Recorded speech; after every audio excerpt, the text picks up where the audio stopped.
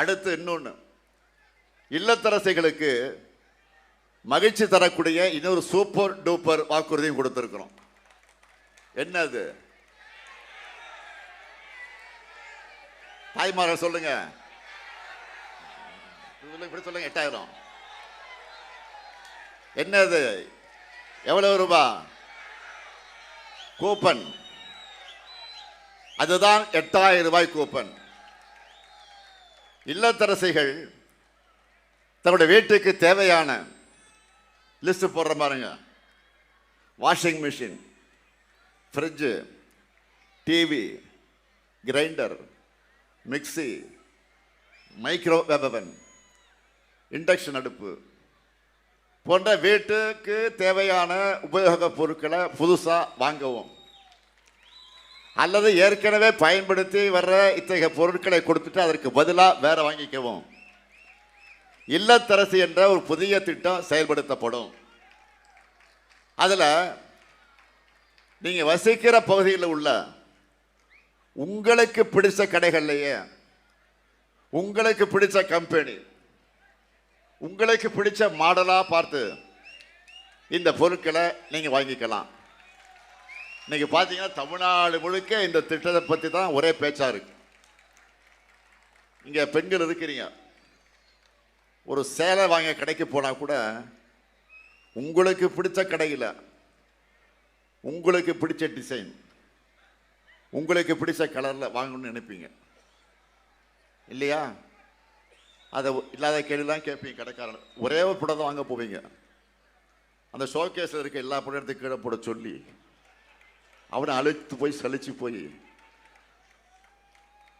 அப்புறம் கேள்வி கேட்பீங்க. எப்பா இதெல்லாம் சிலுக்கா, நைலக்ஸா, காட்டனா, தண்ணியில் போட்டால் சுருங்குமா சுருங்காதா, சாயம் போகும், இதெல்லாம் உனக்கு எப்படி ஞாபகம் வருதுன்னு கேட்காதீங்க. என்ன அனுபவம்னு கேட்டாதீங்க. ஏதாவது நிலைய சொல்லலாம். அதை மனசில் வச்சு தான் இந்த திட்டத்தை உருவாக்கி இருக்கிறோம். இல்லத்தரசி திட்டத்தில் என்ன வாங்கணும், எப்படி வாங்கணும், எல்லாமே உங்கள் சாய்ஸ் தான். உங்கள் ஹஸ்பண்ட் யாராவது குறுக்கிட்டா கூட கவலைப்படாதீங்க, உங்கள் சாய்ஸு. உங்கள் வீட்டுக்காரர் ஏதாவது சொல்லுவாங்க, நீங்கள் குழம்பாதீங்க. நீங்கள் என்ன முடிவு எடுக்கிறீங்களோ அதான் உங்கள் சாய்ஸ் தான், அது கவலைப்படாதீங்க. அதனால தான் இந்த திட்டத்தை பெண்கள் பெரும்பாலும் வரவேற்கிறாங்க. இந்த திட்டத்தால் பொருளாதாரம் உயரணும் என்று உணர்ந்து இன்னைக்கு வணிகர்களும் இதை வரவேற்கிறாங்க. அதே போலதான் உலகக்கே உணவு தரக்கூடிய உழவர்கள், அந்த உழவர்களை, விவசாய பெருங்குடி மக்களை மகிழ்விக்க ஒரு மாபெரும் அறிவிப்பை வெளியிட்டிருக்கிறோம். இலவச மின்சாரம் பெறக்கூடிய 20 லட்சத்திற்கு மேற்பட்ட விவசாயிகளுக்கு எந்தவித மீட்டரும் பொருத்தப்படாத நவீன மின்சார பம்பு செட்டுகள் வழங்கப்படும்.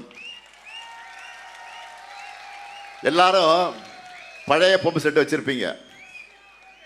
அதில் சிலது அடிக்கடி ரிப்பேர் ஆகும், அதிக கரண்ட்டு கூட செலவாகும், அதிக விலை கொடுத்து வாங்க வேண்டிய முடியாத நிலையில் நீங்கள் இருப்பீங்க. அதே நம்முடைய திராவிட மாடல் ஆட்சியில் இனிமே அரசே அது வாங்கி தரும். நெல் கொள்முதல் விலை குவிண்டால் ஒன்றுக்கு 3500 ரூபாயா உயர்த்தி வழங்கப்படும். கரும்பு கொள்முதல் விலை டன் ஒன்றுக்கு 4500 ரூபாயாக உயர்த்தி வழங்கப்படும். பால் கொள்முதல் விலை லிட்டர் ஒன்றுக்கு 5 ரூபாய் உயர்த்தி வழங்கப்படும். முதியோர் உதவித்தொகை இனி மாதம் 2000 ரூபாயாக உயர்த்தி வழங்கப்படும். மாற்றுத்திறனாளிகளுக்கான உதவித்தொகை 2500 ரூபாயாக உயர்த்தி வழங்கப்படும். உயர்கல்வி படிக்கக்கூடிய 35 லட்சம் மாணவர்களுக்கும் அடுத்த 5 ஆண்டுக்குள்ளாக லேப்டாப் முழுமையாக வழங்கப்படும். அடுத்த 5 ஆண்டுகளில் 10,000 புதிய பேருந்துகள் இயக்கப்படும். அதே போல் அனைத்து சட்டமன்ற தொகுதிகளில் இருக்கக்கூடிய முதல்வர் படைப்பகங்கள் எல்லா சட்டமன்ற தொகுதிகளிலும் அமைக்கப்படும்.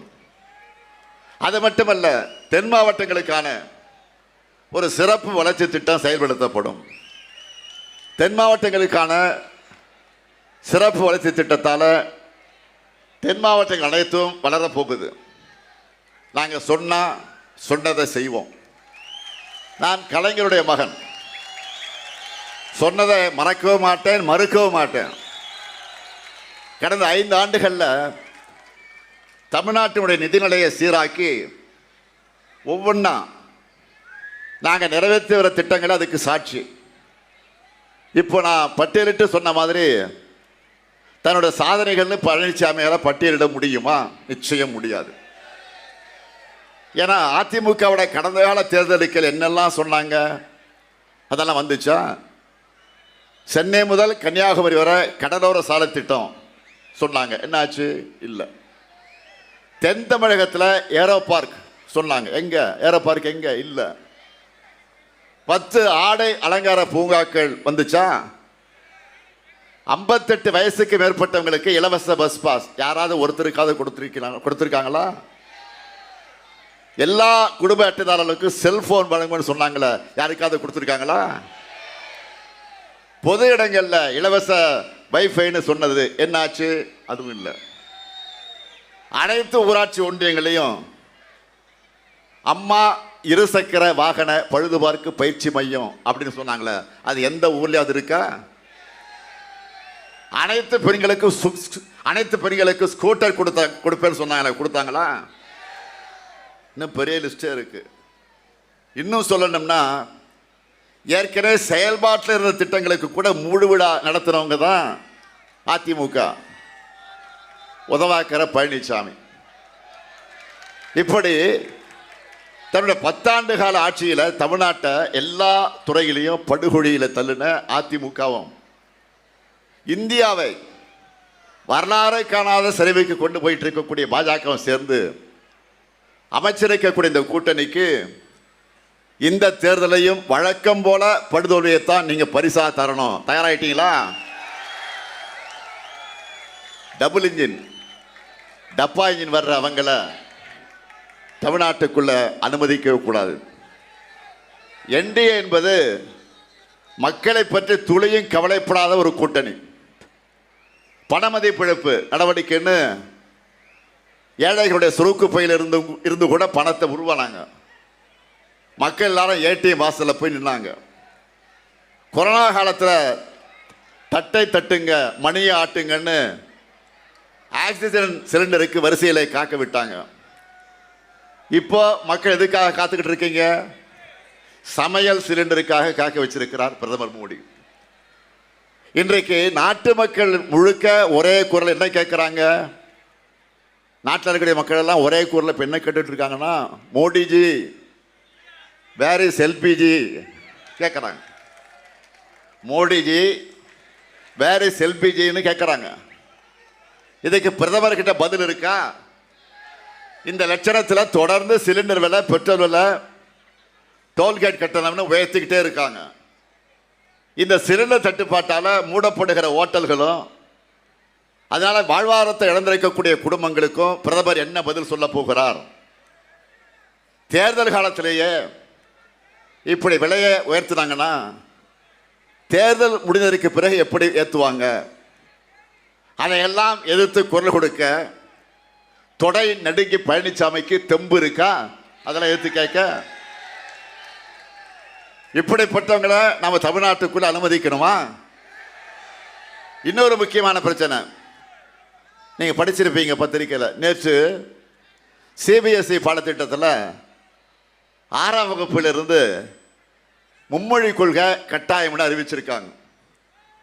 இன்று காலையில் அதுக்கு என்னுடைய விரிவான கண்டனத்தை நான் பதிவிட்டிருக்கிறேன், கடிதமாக அனுப்பிச்சு வச்சிருக்கிறேன். நாம் அமைதியாக இருந்தாலும் மீண்டும் மீண்டும் இந்திய திணிக்க ஏதாவது செஞ்சு தமிழ்நாட்டில் தனக்குத்தானே குழிது கொண்டிருக்கிற வேலையை பாஜக அரசு சிறப்பாக செய்கிறாங்க. அதில் இப்போ லேட்டஸ்ட் நியூஸ் என்ன தெரியுமா? அதுக்கு ஒன்றிய கல்வி அமைச்சர் மிஸ்டர் தர்மேந்திர பிரதான் நான் கொடுத்த ட்விட்டுக்கு, அந்த செய்திக்கு என்ன ரியாக்ட் பண்ணியிருக்கார் தெரியுமா? தமிழ்நாட்டில் கல்வி தரம் வளர விடாமல் நம்ம தடுக்கிறோம்னு பேசியிருக்கிறார். நான் கேட்குறேன், இந்தி திணிப்பை ஏற்றுக்கிறதுக்கும் கல்வி தரத்துக்கும் என்ன சம்பந்தம்?